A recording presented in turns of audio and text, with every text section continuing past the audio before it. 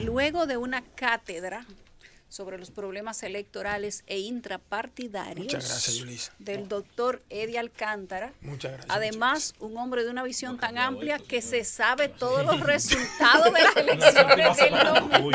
Esto es increíble. Ya. Dios mío, vamos a tener que llamar a Jesucristo. Vamos a tener que llamar al doctor aquel para hacerle una consulta al innombrable. Para ver si... Dejen su relajo, dejen su relajo. Vamos a recibir al doctor Pedro Luis Castellano, superintendente de salud y riesgos laborables. Hoy vamos a hablar de seguridad social, beneficios de los afiliados, ampliación del catálogo de prestaciones y servicios de salud, todas esas cosas que le mortifican tanto a la gente y de la que no todo el mundo sabe mucho. Doctor, bienvenido. Buenas tardes. Primero a los amables oyentes. En segundo lugar a ustedes. Ciertamente es un buen momento para hablar de algunos cambios, sobre todo en la ley de seguridad social. A propósito de la ley. Precisamente quería preguntarle eso inicialmente, doctor, en materia de lo que tiene que ver con la salud o con los servicios de salud y riesgos laborales. ¿Qué implicaciones tiene la reciente modificación que se hizo a la ley de seguridad social en el Congreso?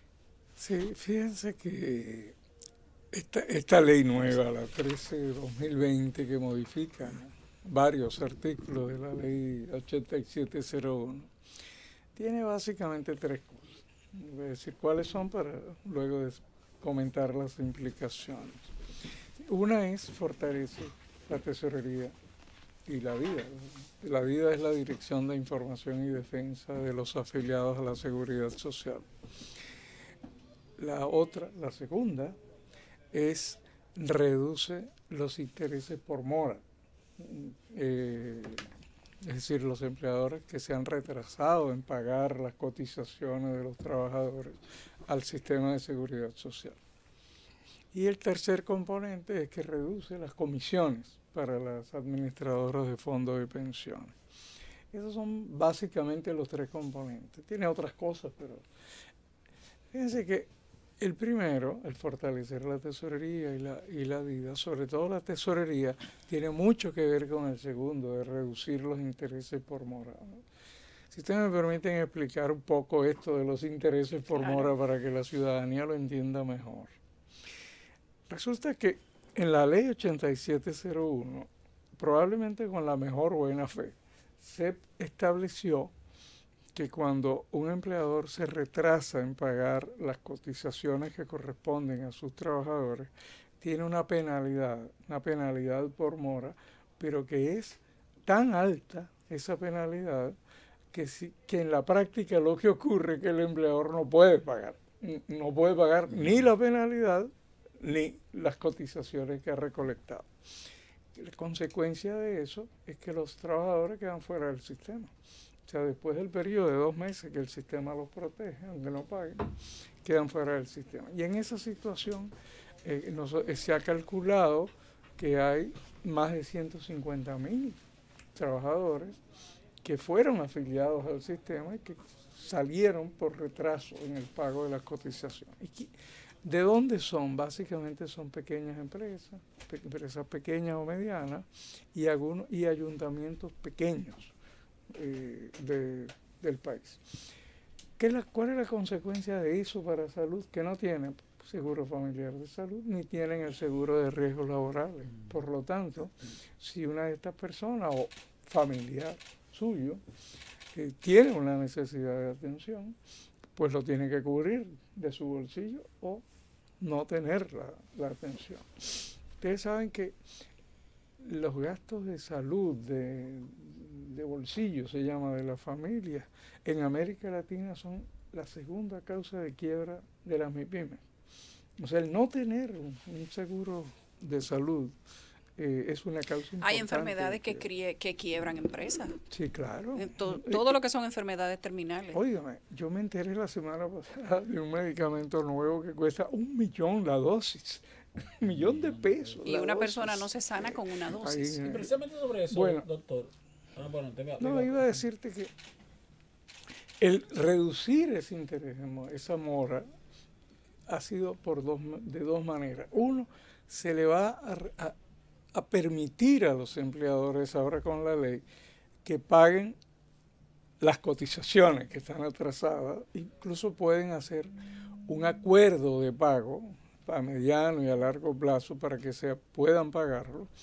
A cambio de eso, por eso es importante decir que se fortalece la tesorería, se incluyeron medidas para evitar que vuelvan a atrasarse en el pago de las cotizaciones, de manera que ahora la tesorería tiene la facultad, pues no tenía personalidad jurídica, ahora puede enjuiciar, puede enviar a los tribunales, puede hacer cobros forzosos, cobrar.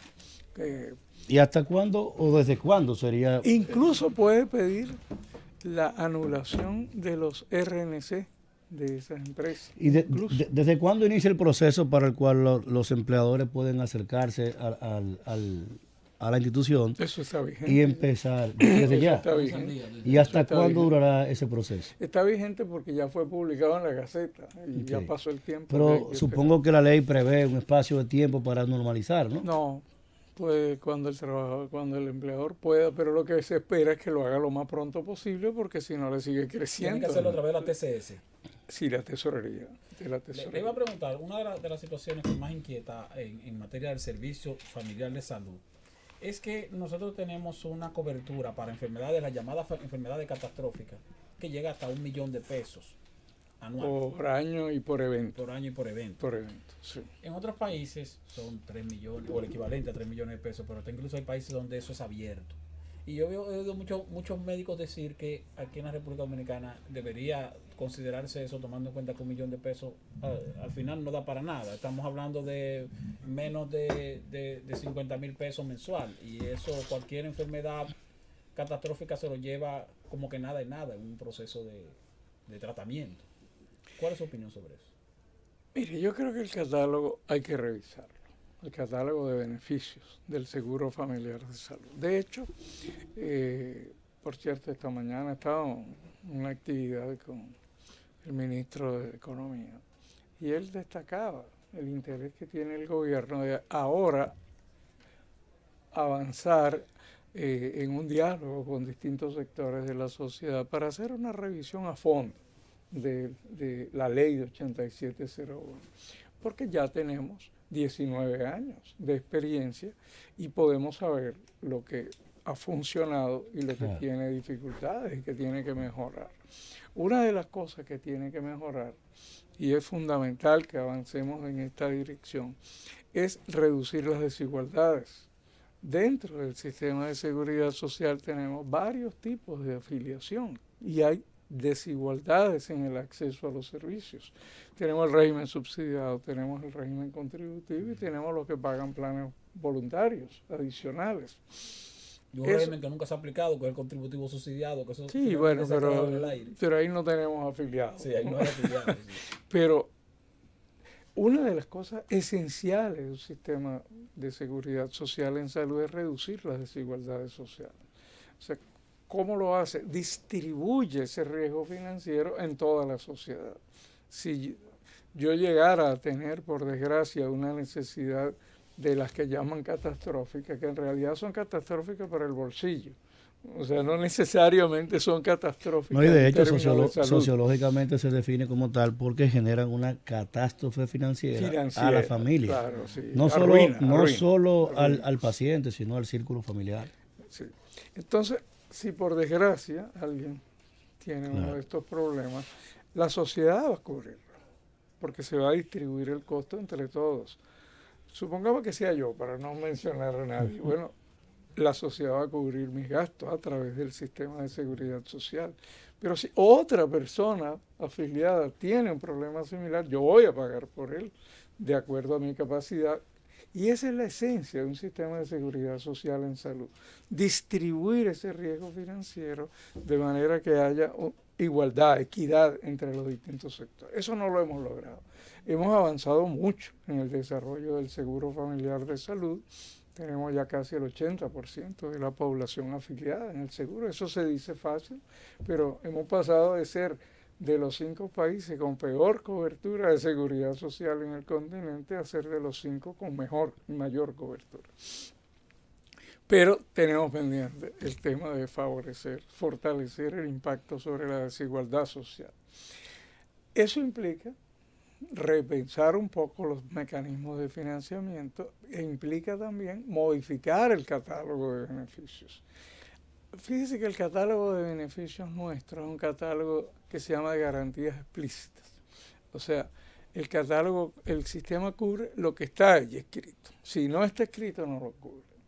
Eso es muy difícil de sostener porque todos los días aparece algo nuevo. Pero sin embargo de eso se habla constantemente, doctor, y sin embargo no se termina de hacer una revisión. No, eso implica modificar la ley. Eso no es posible hacerlo porque la ley dice cómo es el catálogo y cuáles son los tipos. Hay que modificar la ley para eso. Sin embargo, vimos como el Poder Ejecutivo entonces hace un esfuerzo por modificar, porque se modifica la ley en algunos aspectos específicos y sin embargo ese aspecto, que es un aspecto que tiene mucha incidencia en el asegurado de manera particular, entonces se dejó de lado en esa modificación. Bueno, mire, aprobar la ley 8701 llevó 10 años. Yo que he tenido una vida larga, participé desde la primera vez, en el año 91, se designó la primera comisión para organizar el sistema de seguridad social y se aprobó en el 2001, o sea, 10 años después. La ley de seguridad social toca a muchos sectores de la sociedad. Nos toca a los afiliados, pero toca a muchos otros sectores. Toca a los médicos, toca a los hospitales, toca a las clínicas, toca a los bancos, toca a las aseguradoras.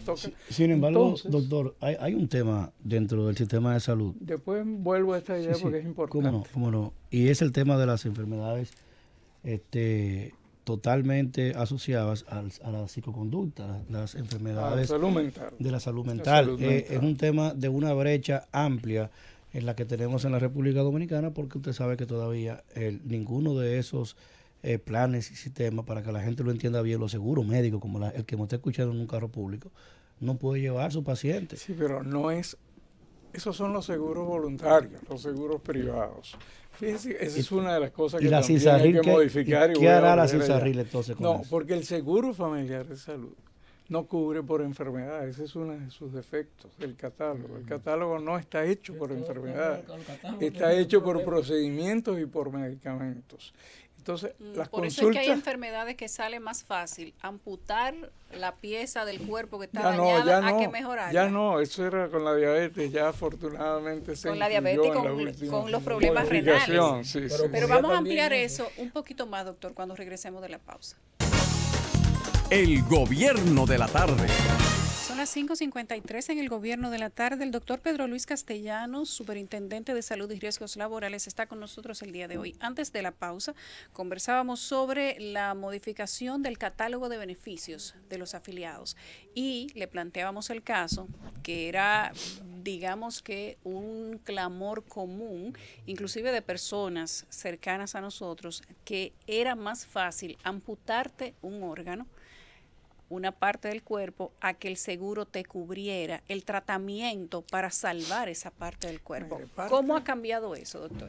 Parte de los problemas, mire, hay cosas clave que tenemos que cambiar en el marco legal para que vuelvo a repetir, la esencia de un sistema de seguridad social es construir equidad social, es reducir las desigualdades sociales frente a las necesidades de atención de la salud.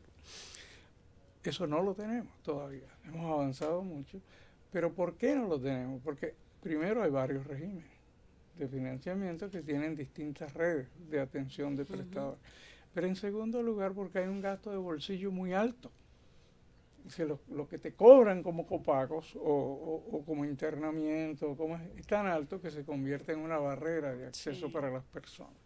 Y en tercer lugar, porque el catálogo no está hecho por enfermedades. El catálogo está hecho por medicamentos y procedimientos. Entonces, como hablábamos fuera del aire... Explíquelo un chin más para que la gente que lo está escuchando pueda saber cuál es la diferencia. Vamos a ver, usted es diabético. No, yo no, Dios me libre. Dios no lo quiere. Una persona. Yo la libre y la cuida de digamos que yo no soy diabético tampoco. Yo busco en el catálogo de diabetes. No, vamos a poner que Esteban, doctor. Sí, a mí me puede poner ejemplo, porque yo puedo terminar diabético. Mi mamá es diabética. Ay, no, es relajante. Bueno, no, yo sí. Mi mamá y papá son propensos. Mi mamá murió de diabetes y mi papá es diabético. Busca en el catálogo. Ok, pues digamos que Eddie, doctor. Sí, que yo estoy diabético, impotencia. Yo tengo de todo. Tengo de todo. Vamos a ir para los pero entonces. Eso sí. Dios lo oiga si son deseos. Bollante. Sí, sí, que Dios lo oiga son deseos. Usted tiene buen corazón y Dios escucha lo que tiene buen corazón. Está bien, mira.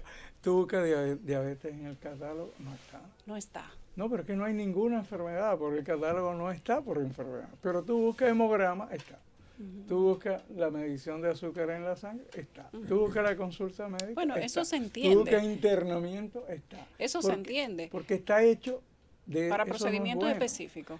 En algunos países han avanzado ya a tener un catálogo que da cobertura integral a aquellos problemas de salud que son prioritarios. Por ejemplo, en la propuesta de atención primaria que presentamos al Consejo, la propuesta era que los diabéticos y los hipertensos que tuvieran específicamente incluidas esas patologías en el catálogo, garantizándole la atención integral sin copago, con los medicamentos. Pero no la han aprobado. Pero ahí hay un cambio de fondo que hay que hacer en la manera como está concebido el catálogo, y eso tiene que ver mucho con la necesidad de cambiar la ley. Ya, de la ley. Ahora, hay asuntos que se pueden hacer de manera administrativa. Pongo un ejemplo sencillo. Yo soy asegurado, yo voy con mi seguro a un médico, a una consulta específica, y el médico me manda a hacer un análisis específico. O me receta un medicamento específico que lo cubre el seguro dentro de los 8,000 pesos estos que anuales. Cuando voy a la farmacia o cuando voy al laboratorio me dicen, no, eso no te lo podemos cubrir porque el médico que te lo recetó no está no está contratado. No está contratado por la ARS. Entonces yo te digo, oye, pero si el laboratorio donde me lo voy a hacer sí está, y si el procedimiento también lo cubre, ¿cómo es posible que por el hecho de que el médico, que es un facultativo como quiera, que me lo recetó, no está, entonces automáticamente se me cae cualquier otro procedimiento? Y eso sí creo que se puede corregir de manera administrativa. Hay un problema de información. Una cosa son los medicamentos, otra cosa son los laboratorios.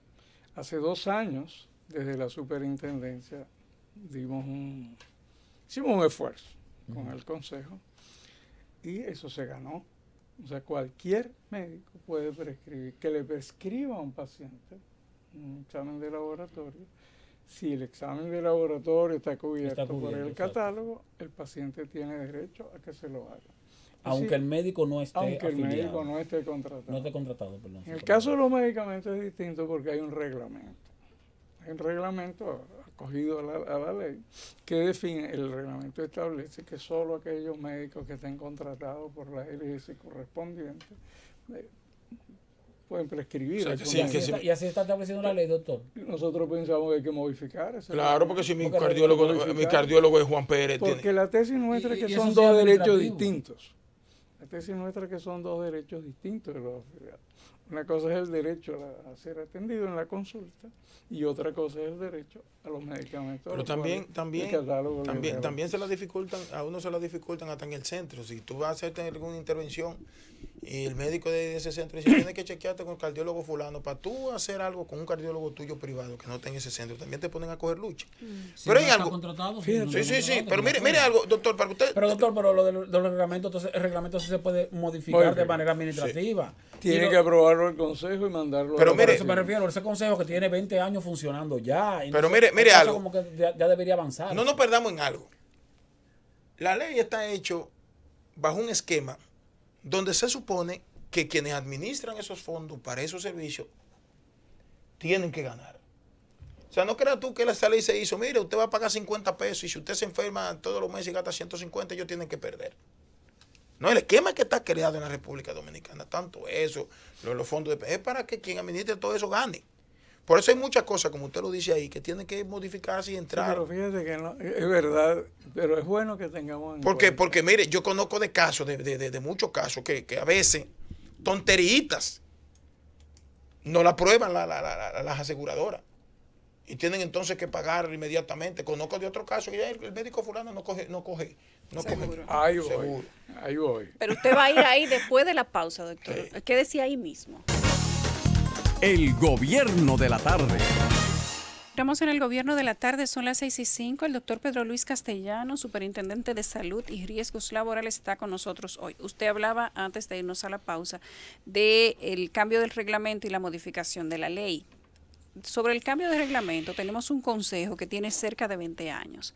Se sabe que el reglamento tiene que ir a ese consejo para que cambie, pero no ha cambiado.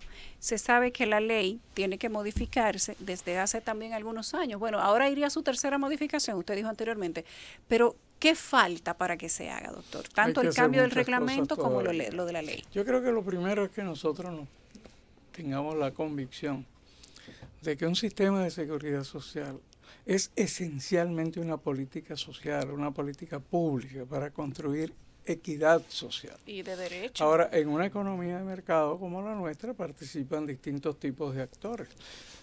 Nosotros tenemos que rescatar el sistema de seguridad social para la ciudadanía. Eso implica modificar cosas importantes en la ley.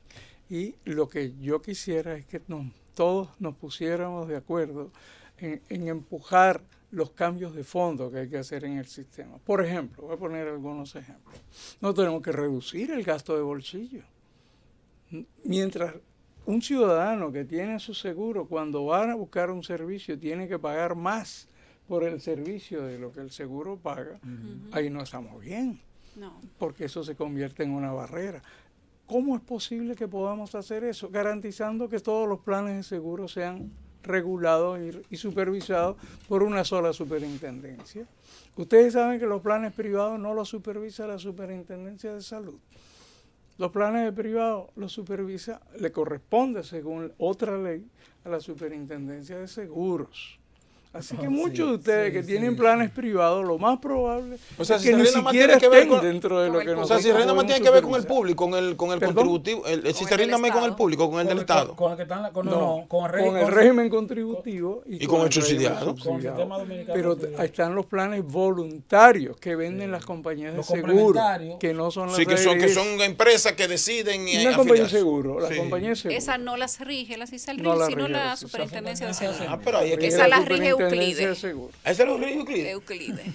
Entonces, una de las cosas que hay que modificar en la ley. Me duele una muela. No, ese seguro no abarca para esa muela. Llama a Euclide. Entonces, fíjate tú que una de las amigo cosas que hay que modificar en la ley es precisamente esa. Todos los planes de seguro prepagados del país deberían ser monitoreados. Pero usted le ha llevado, señor superintendente, usted le ha llevado esa inquietud que brillantemente usted ha planteado aquí y se le ve como que usted está preocupado por el sistema. ¿Usted le ha llevado esos planteamientos, esas inquietudes, esas ideas al presidente de la República? Mira, en el 17 de enero del año 2017, el gobierno reunió a todos los sectores de la ciudadanía y le presentó una propuesta de reforma integral de la ley 8701 y le pidió que hicieran sus comentarios para que juntos fuéramos al Congreso a presentar esa propuesta de revisión. ¿Qué pasó? Cada sector planteó una reforma diferente. No hubo manera de que hubiera acuerdo entre los diferentes. Pero cuando el gobierno quiere, independientemente de la propuesta diferente que haya, cuando el gobierno quiere imponerlo, lo impone. Este gobierno no lo impone, no lo manda al Congreso. En el Congreso se discute. Hay un elemento. Pero oye, espérate. Y llama a ese compañero Reinaldo que pase está bien, no lo impone, persuade. Sí, persuade. Ese compañero Reinaldo, que de los 32 votos pasa con 29. Compañero, ¿cómo se llama el que está ahí? Camacho. Es que tú estás quejándote de lo que no se ha hecho en el pasado. Yo estoy tratando de que valoremos lo que estamos haciendo en el presente y lo que estamos tratando de hacer para mejorar el sistema. Como no se pudo, como no fue posible que hubiera el acuerdo para producir una reforma integral de la ley, el gobierno optó por una estrategia incremental. Y vamos a empezar por modificar aquellas cosas claves que pueden pasar, sobre las cuales, vamos a un ejemplo. ¿Cuántos años y cuánta gente aquí clamó porque se cumpliera la ley 8701 eliminando el Instituto Dominicano de Seguridad Social? Claro. Años tratando y no de se podía. eso y no se podía. Bueno, inhabilitar el viejo Instituto Dominicano de Seguros Sociales significa, primero, que la administradora de riesgos laborales, que era el Seguro Social Viejo, pasa a ser un instituto para la salud de los trabajadores y ya está creado. Significa que los afiliados a la ARS del Seguro Social, del viejo Seguro Social, ahora están en SENASA y se pueden cambiar cuando quieran, si desean cambiarse a otra ARS, y están felices porque ahora tienen mejor red de prestadores, tienen mejor cobertura y ya pasaron. Y significa que los pensionados que durante tantos años pelearon para que le dieran su pensión, ahora van a ser procesados por el Ministerio de Hacienda en la Dirección de Jubilaciones y Pensiones. ¿Es un avance o no es un avance? Claro que es un avance. Sí. Ahora con la nueva Lo que hay que ley, seguir trabajando con lo que claro, falta. entonces la estrategia que asumió el gobierno fue, bueno, ok, no la podemos cambiar toda, vamos a avanzar por partes. Ya se modificó, la primera inhabilitó al ISS y el proceso de concluir ya la liquidación termina en marzo, pero ya los afiliados están en SENASA. La segunda fortaleció la tesorería y la DIDA y redujo los intereses de mora, que le va a permitir alrededor de 300.000 afiliados que estaban en el sistema y que quedaron fuera por el retraso de pago de las cotizaciones, regresen. Ahora tenemos que volver a intentar entre todos avanzar hacia otras reformas que sigan en la misma dirección, eso es lo importante. Y una pregunta. Rescatar la dirección en la cual va caminando las reformas que se hacen. Y una pregunta, ¿por qué el sistema de seguro que rige la superintendencia? Porque en el privado está ocurriendo que las especialidades, los especialistas o las especialidades, como que no hay mucho interés de hacer, de que independientemente de la rama que sea, y escúcheme que vuelva atrás, las especialidades, cada vez que alguien tiene que acudir donde alguien que es especialista en X materia, como decíamos ahorita, nunca quieren coger el seguro, pero cuando se quejan los afiliados, cuando van a los medios de comunicación, cuando reclaman el servicio con su afiliación, nadie se interesa en crear algún reglamento, modificar una ley que le permita, usted tiene este seguro, usted va donde un cardiólogo, no importa el cardiólogo, que fue la pregunta que le quería decir ahorita, cuando me sacaron me fue la botella, y diga, mire, usted tiene que atender ese señor. Pero aquí la mayoría de especialistas en la mayoría de las ramas no quieren coger seguro, hay que buscarle los cuartos en efectivo. Entonces nadie, yo veo interesado. Sí, porque es un sistema de mercado. Y un sistema de seguridad social no puede ser un sistema de mercado, tiene que ser una política social, cuyo propósito principal es la protección de la ciudadanía. Aunque eso tenga Por eso es que tenemos que modificar la ley, tenemos que revisar a fondo la estructura del sistema. ¿Qué falta para que se modifique la ley? Voluntad política. Aparte de eso. Bueno, ya eso se logró el año pasado modificar. Lo que pasa es que quien tienen que... Y ahora se logró otra y vamos por falta la una tercera. Sí. Yo no pierdo, yo creo que no cierro. Lo que vamos cerrar. La composición de decisión del Consejo Nacional de la Seguridad Social, no sé si usted me puede contestar eso ya que estamos finalizando. Nosotros tenemos un Consejo Nacional de Seguridad Social donde las tres partes, gobierno, sector empresarial, el sector laboral, de una forma u otra tienen poder de voz y voto. Nosotros pensamos, veto, que hay que modificar la forma de cómo toma decisiones el Consejo de la Seguridad Social. Esa es una de las razones por las cuales pensamos que hay que encontrar mecanismos que sean mucho más ágiles y que no permitan que un sector pueda bloquear decisiones. Pasa que ahí la mayoría de los miembros de ese Consejo tienen generales de la ciudad. La mayoría de los miembros, tiene que modificarse. La mayoría de los miembros de ese Consejo que pueden hacer grandes transformaciones sin tener que entrar en vigencia una nueva legislación. No, parece que no le interesa ni tienen necesidad. El especialista más visitado es el cardiólogo y la mayoría de ellos ninguno tienen corazón, no van a ir nunca donde un cardiólogo. Entonces, a ese tipo de personas, a esa gente que está en el Consejo, y que me perdonen, muchas veces, yo he visto la lucha que ha librado la superintendencia, no solamente la gestión suya, muchas veces se ha procurado introducir algunos temas que son fundamentales para transformar y viabilizarle las cosas al usuario, y ese consejo la bloquea. Pero mira, y presiona políticamente. En el consejo hay gente muy valiosa y muy interesada. No son la mayoría, pero hay mecanismos para tomar decisiones que prácticamente hacen imposible tomar decisiones a menos que haya unanimidad. Pero en el consejo hay gente valiosa, hay gente que... Sí, hay algunos, todos. No son la mayoría, pero hay. ¿Verdad, doctor? Sí, porque el tema es que el Consejo es un órgano que no es técnico, el Consejo es un órgano político, es un órgano que quizás ahí está el primer problema. Sectores de la Claro. sociedad. Ahí es donde está el primer problema. Tú tienes sectores, independientemente del Estado. Si no están ahí para representar el bienestar. La seguridad social es un asunto de seguridad nacional, si se quiere, y de derecho fundamental, donde haya sectores no vinculados con el Estado necesariamente, que entonces tengan el mismo poder que tiene el Estado a la hora de tomar decisiones. Lamentablemente. Y eso no tiene sentido. Doctor, se oye, doctor. No, usted está secretando. sí. Gracias. ¿Qué para dónde que va? Doctor Pedro Luis Castellanos.